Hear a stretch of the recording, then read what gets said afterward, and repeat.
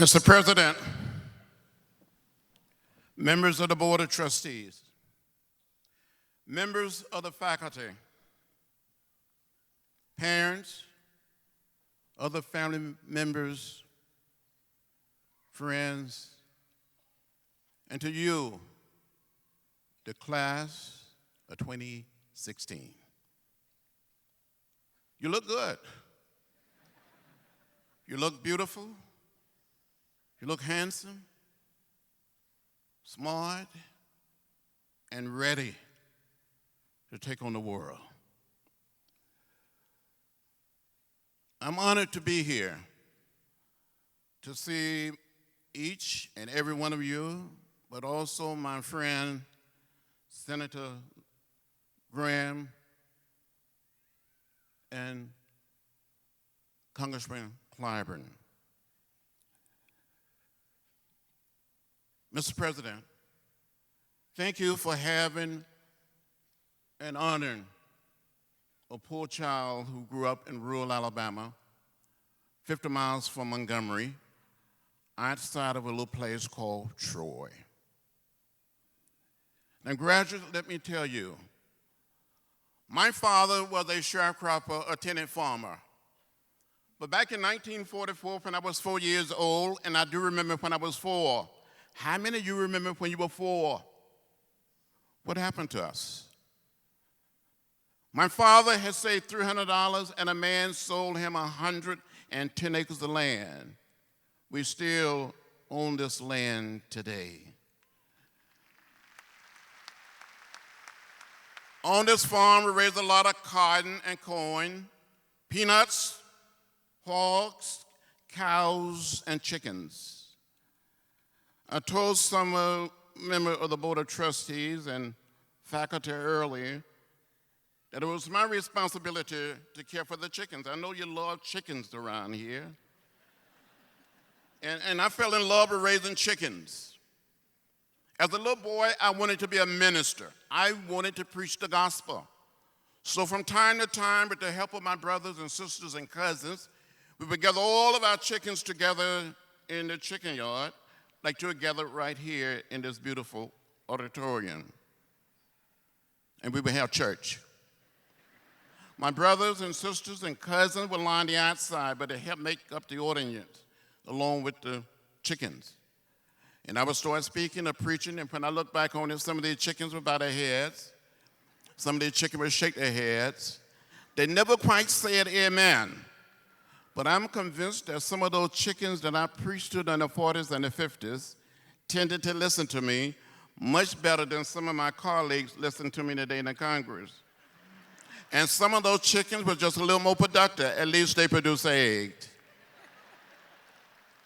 But growing up there, when we would visit the little town of Troy, visit Montgomery, visit Birmingham, visit Tuskegee, I would see those signs that said white men, colored men, white women, white waiting, colored waiting. I would come home and ask my mother, my father, my grandparents, my great-grandparents, why? And they was, that's the way it is. Don't get in the way. Don't get in trouble. But one day in 1955, 15 years old in the 10th grade, I heard of Rosa Parks. I heard the words of Martin Luther King Jr. on old radio during the Montgomery bus boycott. And the words of Martin Luther King Jr. and the action of Rosa Parks inspired me to find a way to get in the way. I got in the way. I got in trouble, what I call good trouble, necessary trouble. I said to you as graduates, you must go out and get in trouble, necessary trouble, to help make our country and make our world a better place.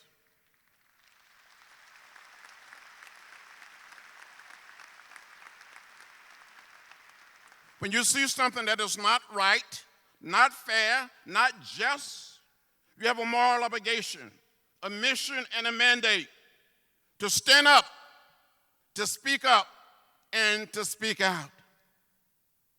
I said from time to time that those of us who live on this little planet we call Earth, or call it this little spaceship. We have a right to know what is in the food we eat. We have a right to know what is in the water we drink. We have a right to know what is in the air we breathe. It is left up to you. So as you leave this great university, the University of South Carolina, go out there and get in the way. Make a little noise. Be bold. Be brave. Be courageous. And use your education, your training, to redeem the soul of our nation and maybe help make our world a better place for all human beings.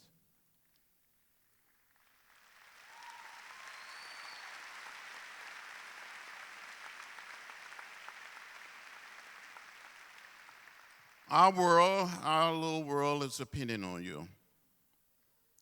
Please don't let us down. You know, during the 60s, I was arrested a few times, beaten, left bloody, unconscious. I thought I was going to die on a bridge in Selma. I thought I saw death. But I live. You will live. You would tell the story. You can do it.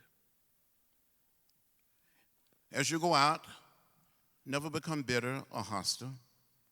Never get lost in a sea of despair. Keep the faith. Keep your eyes on the prize. And never hate, for hate is too heavy a burden to bear.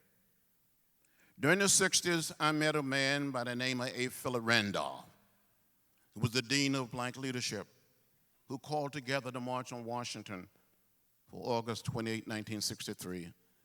This man was born in Jacksonville, Florida, moved to New York City, and became a champion of civil rights, human rights, labor rights. And he was there from time to time as we planned the March on Washington. He would say, maybe our foremothers and our forefathers all came to this great land in different ships, but we're all in the same boat now. We must look out for each other.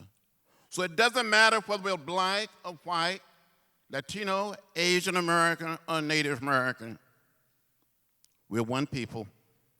We're one family. We all live in the same house, not just the American house, but the world house. I wish you well. So with faith, hope, and one love, good luck. Thank you very much.